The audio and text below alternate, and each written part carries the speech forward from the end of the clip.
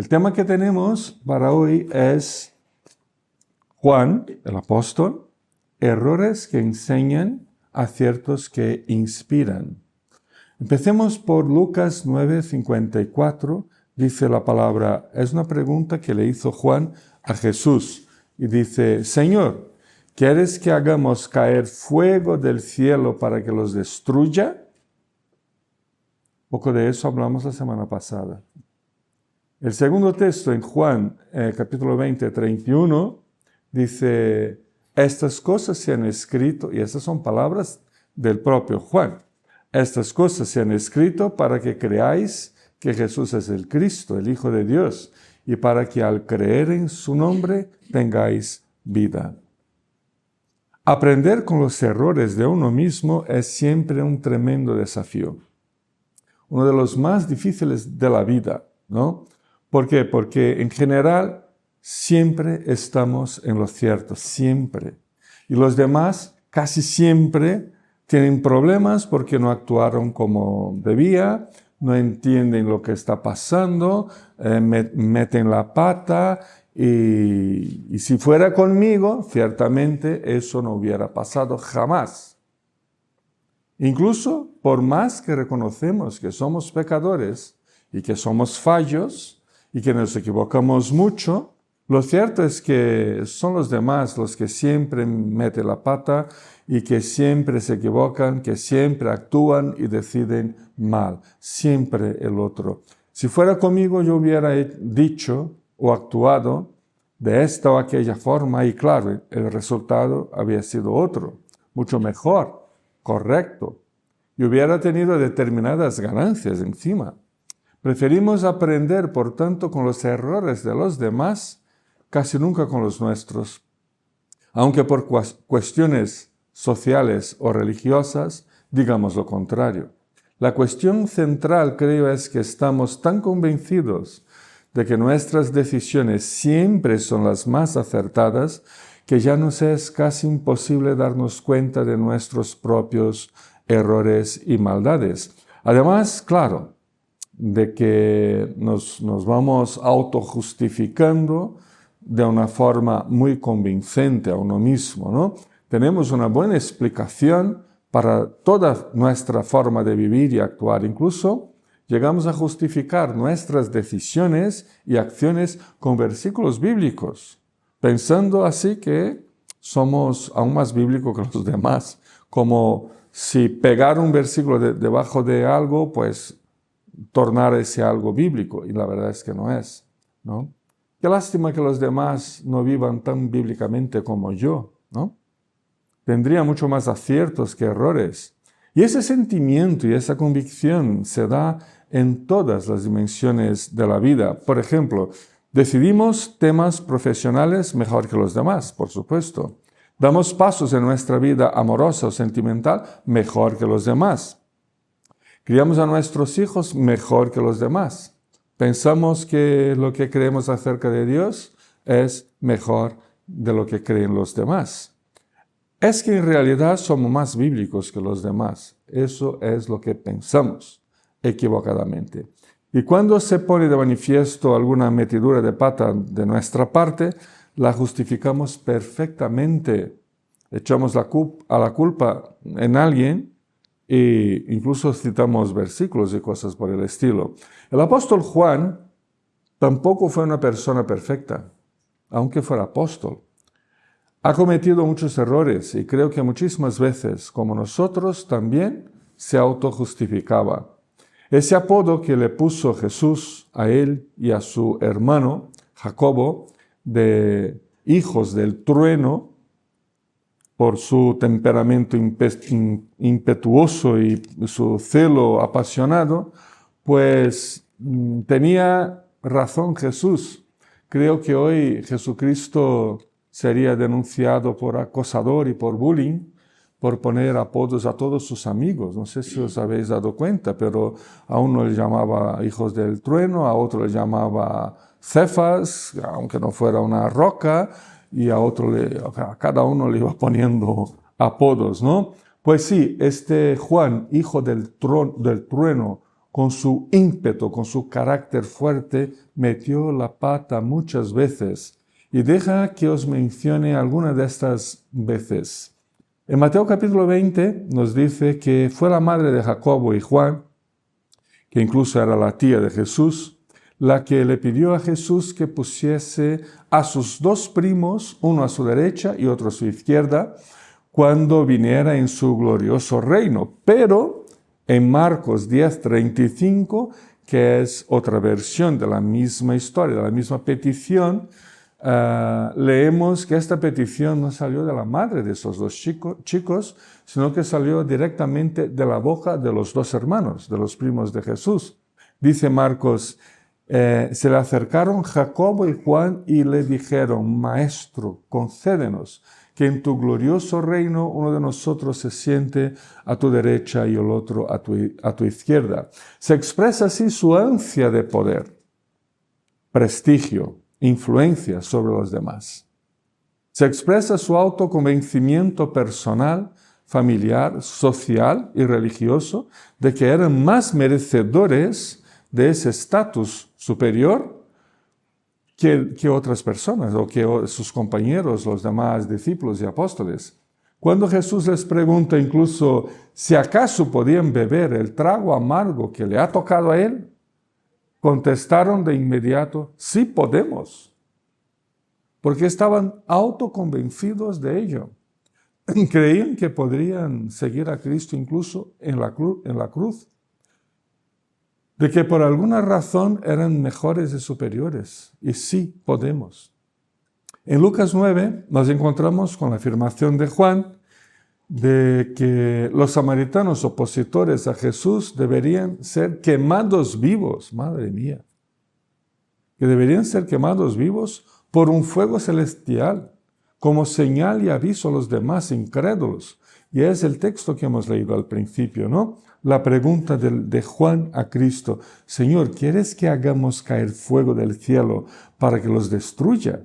Expresando así su completa intolerancia y rechazo por lo que los demás piensan y creen, porque pensaban y creían de forma diferente que Juan. Si no son creyentes, como yo, son inferiores. Esa es la pregunta. Si no creen como yo, deberían ser muertos. Esa es la pregunta. Si piensan de otra manera, ya no merecen vivir. Ya no merecen expresarse, ya no pueden compartir el mismo espacio en el mundo. En paralelo a eso, también encontramos a Juan en Marcos 9:38, expresando su exclusivismo fundamentalista al decirle a Cristo, Maestro. Vimos por ahí a unos que expulsaban demonios en tu nombre y se lo impedimos, porque no eran de los nuestros. ¿Cómo podía Juan hacer algo así, no? Lo hizo, expresaba así un exclusivismo fundamentalista y como si fuera el dueño y el manipulador de la verdad, y no lo era. Estos errores que vemos en la vida del Juan del Trueno y otros tantos que los cometemos, incluso nosotros, una y otra vez por nuestros autoconvencimientos religiosos y culturales, posiblemente nazcan de una comprensión tribalista, cerrada y jerárquica de nuestra visión personal de la Biblia y de nuestra forma de vivir el cristianismo e incluso de nuestros propios ministerios. Y sin duda alguna se reflejan en todas nuestras dimensiones de vida familiar, y profesional, y social, y etc. No hay dudas de que olemos a truenos como Juan y vamos salpicando esa clase de actitudes por todos los lados, incluso manchando a otras personas. Sin embargo, cada uno de estos errores se convirtió en una oportunidad para que Jesús enseñara una lección vital y fundamental sobre la verdadera naturaleza, ética y comportamiento de su reino. La enseñanza de Cristo es que todos los valores del reino de Dios se fueron instalando poco a poco en la vida de Juan y en su corazón impetuoso y tormentoso y se fue amoldando por la gracia de Cristo y el amor pudo por fin fluir en su vida y llegó más tarde a ser conocido como el discípulo amado de Jesús.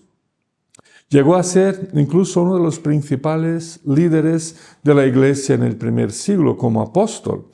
Y de hecho bebió el trago amargo de una vida comprometida con el reino de Dios. Si pensamos que comprometernos con Cristo y con su reino es una vida de rosas, y pues no. Es una vida en la que tenemos que asumir tragos amargos todo el tiempo. Llegó a comprender dimensiones profundas de la vida y de la obra de Jesucristo y llegó a experimentar su amor de maneras extraordinarias, pero no con base en sus autoconvencimientos religiosos, puesto que estos nunca, jamás proceden de la humildad y de la sumisión ante Cristo, al igual que son ineficaces para producir el amor que acepta y que recibe mutuamente, que cuida y que discipula mutuamente, que enseña y pastorea mutuamente. Luego vemos que los aciertos del apóstol Juan son igualmente poderosos. Su lealtad inquebrantable en el momento de la crucifixión de Cristo, porque de los apóstoles, de los hombres, de los tíos que seguían a Jesús, fue el único que se acercó a la cruz. Las mujeres había unas cuantas, pero de los hombres fue el único que tuvo valor de estar ante la cruz. Los demás se fueron, cada uno a su madriguera, a esconderse, ¿no? Su lealtad fue inquebrantable en ese momento de la cruz, que incluso Cristo le encarga cuidar a su propia madre en ese momento, porque fue el único que quedó. El único, ¿no? Su propia fe, una fe pronta y creciente en la resurrección. Cuando supieron por las mujeres que Jesús había resucitado, salieron dos corriendo hacia el sepulcro. ¿Os acordáis quién son los dos? Pedro y Juan. Y dice el texto que Juan, por ser más joven, corría más rápido, era más ágil, llegó antes, pero esperó a Pedro, en respeto al que hasta entonces se destacó como el líder de los 12, ¿no? Del grupo. Era humilde. Él podría decir, pues yo fui el primero a meterme en ese sepulcro y decir que Cristo resucitó, pero pensó, mi fe no me permite hacerlo.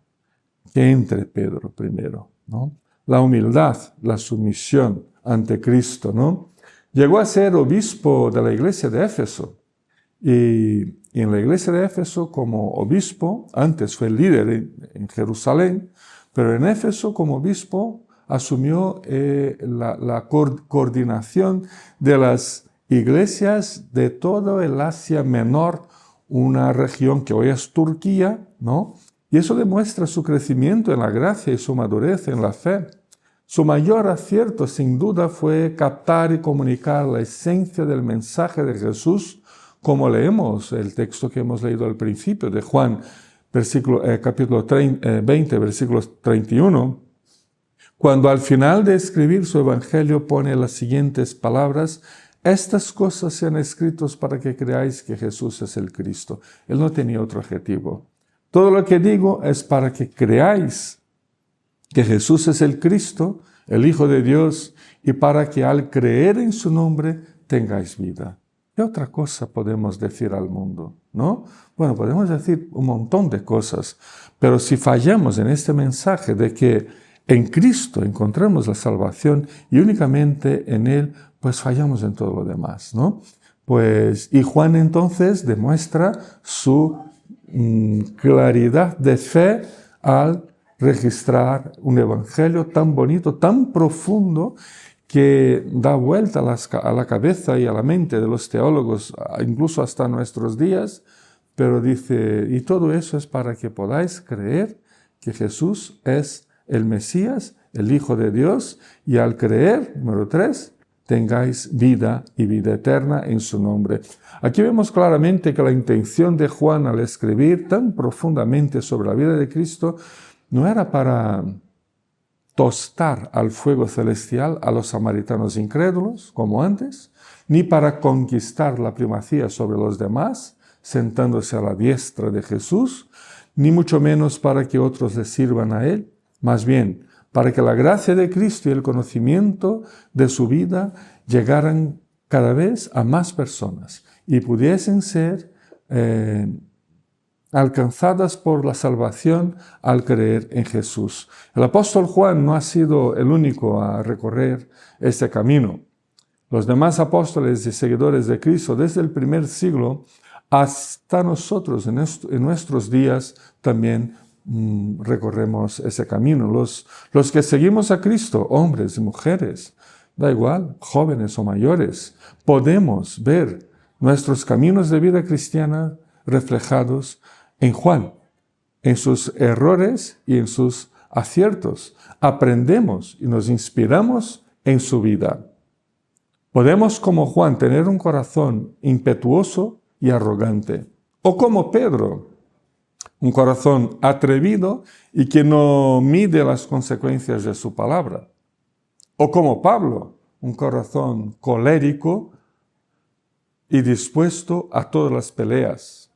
Sea cual sea nuestro corazón, ya no podemos más vivir auto-justificándonos ante uno mismo, sino seguir el camino de la gracia liberadora de Jesucristo, de su amor perdonador y de su misericordia que nos acepta y nos recibe. El camino de Cristo es, por tanto, un camino de arrepentimiento, de confesión genuinos, un camino de humildad y sumisión, un camino de la palabra, de la fe y del amor. Que podamos aprender, hermanos, con los errores de Juan y los nuestros, y también con sus aciertos igual que los nuestros. Que el Señor nos bendiga. Amén.